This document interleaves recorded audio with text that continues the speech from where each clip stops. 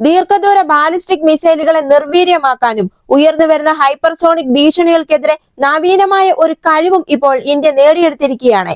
അതായത് ഇന്ത്യയുടെ ballistic missile defence പദ്ധതി രണ്ടാം ഘട്ടം പൂർത്തിയാക്കിയിരിക്കുന്നു. AD-1 ഇന്റർസെപ്റ്റർ മിസൈൽ ഇന്ത്യ വിജയകരമായി പരീക്ഷിച്ചിരിക്കുന്നു.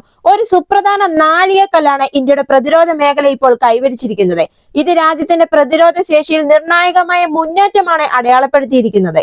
ഇന്ത്യയുടെ ബാലിസ്റ്റിക് മിസൈൽ ഡിഫൻസ് പ്രോഗ്രാം എന്താണെന്ന് നോക്കുകയാണെങ്കിൽ, ബാലിസ്റ്റിക് മിസൈൽ ആക്രമണങ്ങളിൽ നിന്ന് ഇന്ത്യയെ സംരക്ഷിക്കുന്നതിനായി ഒരു മൾട്ടി ലെയർഡ് ബാലിസ്റ്റിക് മിസൈൽ പ്രതിരോധ സംവിധാനം വികസിപ്പിക്കുന്നതിന് വിന്യസിക്കുന്നതിനുമായുള്ള ഒരു സംരംഭമാണ് ഇന്ത്യയുടെ ബാലിസ്റ്റിക് മിസൈൽ ഡിഫൻസ് പ്രോഗ്രാം. പാകിസ്ഥാനിൽ നിന്നും ചൈനയിൽ നിന്നുമുള്ള ബാലിസ്റ്റിക് മിസൈൽ ഭീഷണിയുടെ വെളിച്ചത്തിലാണ് ഈ പ്രോഗ്രാം അവതരിപ്പിച്ചത്. ഈ പ്രോഗ്രാമിന്റെ ഭാഗമായിരുന്നു ഇന്ത്യയുടെ പൃഥ്വി എയർ ഡിഫൻസ് മിസൈലും അഡ്വാൻസ്ഡ് എയർ ഡിഫൻസ് എന്നിവ. 2006 നവംബറിൽ ഇന്ത്യ PAD അതായത് പൃഥ്വി എയർ ഡിഫൻസ് പരീക്ഷിച്ചു. 2007 ഡിസംബറിൽ ഇന്ത്യ AAD അതായത് അഡ്വാൻസ്ഡ് എയർ ഡിഫൻസും പരീക്ഷിച്ചു. PAD മിസൈലിന്റെ പരീക്ഷണത്തോടെ അമേരിക്ക, റഷ്യ, ഇസ്രായേൽ എന്നിവയ്ക്ക് ശേഷം ബാലിസ്റ്റിക് വിരുദ്ധ മിസൈൽ സംവിധാനം വിജയകരമായി വികസിപ്പിച്ചെടുക്കുന്ന 4ാമത്തെ രാജ്യമായി നമ്മുടെ ഇന്ത്യ മാറി. 2020 ജനുവരിയിൽ പുറത്തുവന്ന റിപ്പോർട്ടുകൾ പ്രകാരം BMD പ്രോഗ്രാമിന്റെ ആദ്യഘട്ടം പൂർത്തിയായി കഴിഞ്ഞിരിക്കുകയാണ്. അതായത് 3 ഘട്ടങ്ങളിലായിട്ടാണ് ഇതിന്റെ വികസനം എന്ന് പറയുന്നത്. ഇതിൽ ആദ്യ ഘട്ടത്തിന്റെ വികസനം 1999 ഇതിന്റെ വികസനം ആരംഭിച്ചത്. 2019 ഏപ്രിൽ 1ാം ഘട്ടം പൂർത്തിയായി. ഇതിന്റെ 2ാം ഘട്ടം എന്ന് പറയുന്നത് IRBM-കളെയും ICBM-കളെയും തടയാൻ കഴിയുന്ന 2 പുതിയ ആന്റി ബാലിസ്റ്റിക് മിസൈലുകൾ വികസിപ്പിക്കുക എന്നതായിരുന്നു. ഈ അതിവേഗ മിസൈലുകൾക്ക് AD-1, AD-2 എന്ന് പറയുന്നു. ഇതിന് ഏകദേശം 5000 കിലോമീറ്റർ പരിധിയുള്ള ബാലിസ്റ്റിക് മിസൈലുകളെ തടയുന്നതിനാണ് വികസിപ്പിച്ചിരിക്കുന്നത്. അതായത് അമേരിക്ക വിന്യസിച്ചിരിക്കുന്ന terminal high altitude area defence അതായത് THAAD മിസൈലിന് സമാനമായിരിക്കും ഇന്ത്യയുടെ ഈ പുതിയ മിസൈലുകൾ. ഈ മിസൈലുകൾ ഹൈപ്പർസോണിക് വേഗതയിൽ സഞ്ചരിക്കും. ലക്ഷ്യത്തെ വിജയകരമായി തടസ്സപ്പെടുത്തുന്നതിന് 1500 കിലോമീറ്റർ സ്കാൻ ശേഷിയുള്ള റഡാറുകളുമുണ്ട്. 2022 നവംബർ 2 DRDO മിസൈലിന്റെ ആദ്യ വിജയകരമായ പരീക്ഷണം നടത്തിയിരുന്നു.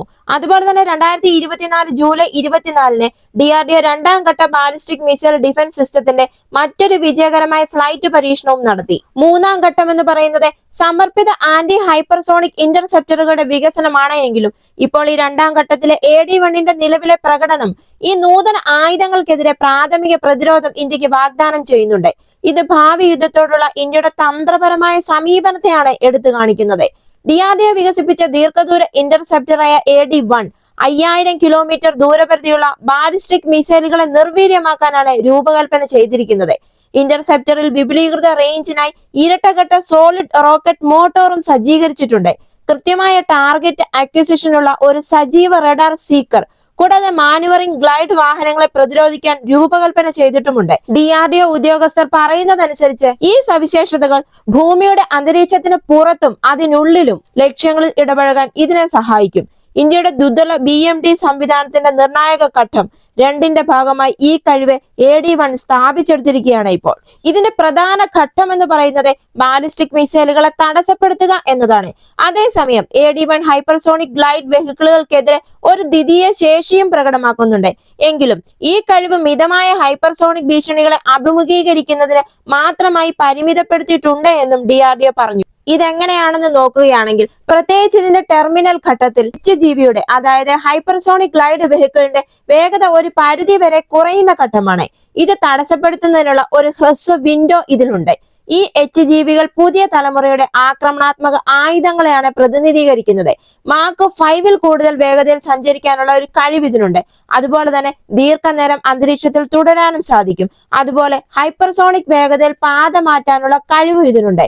പരമ്പരാഗത മിസൈൽ പ്രതിരോധ സംവിധാനങ്ങൾക്ക് കാര്യമായ വെല്ലുവിളികളും ഇത് ഉയർത്തുന്നുണ്ട്. ചൈന ഇങ്ങനെ HGVകൾ വികസിപ്പിച്ചത് ഹൈപ്പർസോണിക് സാങ്കേതിക വിദ്യ ഒരു ആഗോള ആയുധ മത്സരത്തിന് തന്നെ കാരണമായി. അതുകൊണ്ട് തന്നെ ഇതിനെതിരെ പ്രതിരോധ നടപടികൾ വികസിപ്പിക്കാൻ ഇത് ഇന്ത്യയെ അത്യധികം പ്രേരിപ്പിച്ചു. ഹൈപ്പർസോണിക് ഭീഷണികൾക്കായി പ്രത്യേകം രൂപകൽപ്പന ചെയ്ത 2 പുതിയ ഇന്റർസെപ്റ്റർ മിസൈലുകളുടെ വികസനത്തിൽ ശ്രദ്ധ കേന്ദ്രീകരിച്ചാണ് ഇന്ത്യ ഈ പദ്ധതിയുമായി മുന്നോട്ടു പോയത്. ഇപ്പോൾ ഈ 2ാം ഘട്ടത്തിലെ AD-1ൽ പരിമിതമായ ആന്റി ഹൈപ്പർസോണിക് കഴിവ് പോലും ഇന്ത്യ ഉൾപ്പെടുത്തിയിരിക്കുന്നു എന്നത് ഇന്ത്യയുടെ തന്ത്രപരമായ പ്രതിരോധ നിലപാടിനെയാണ് കാണിക്കുന്നത്. അടുത്ത തലമുറയിലെ മിസൈൽ ഭീഷണികളെ നേരിടാൻ ഇന്ത്യ സജീവമായി തയ്യാറെടുക്കുന്നു എന്നതിന്റെ വ്യക്തമായ സൂചനയാണിത്. ആഗോള ഭൂപ്രകൃതി വികസിച്ചുകൊണ്ടിരിക്കുന്നതിനാൽ തന്നെ AD-1 വരാനിരിക്കുന്ന മൂന്നാം ഘട്ട ഇന്റർസെപ്റ്ററുകൾ തുടങ്ങിയ നൂതന മിസൈൽ പ്രതിരോധ സംവിധാനങ്ങൾ ഇന്ത്യയുടെ നിക്ഷേപം ദേശീയ സുരക്ഷയ്ക്ക് നിർണായകമാകും. ഈ വീഡിയോ നിങ്ങൾക്ക് ഇഷ്ടമായെങ്കിൽ മറക്കാതെ തന്നെ ഈ ചാനൽ ഒന്ന് സബ്സ്ക്രൈബ് ചെയ്യുക, ഒരു ലൈക്ക് തരിക. അടുത്ത വീഡിയോയുമായി വീണ്ടും കാണാം.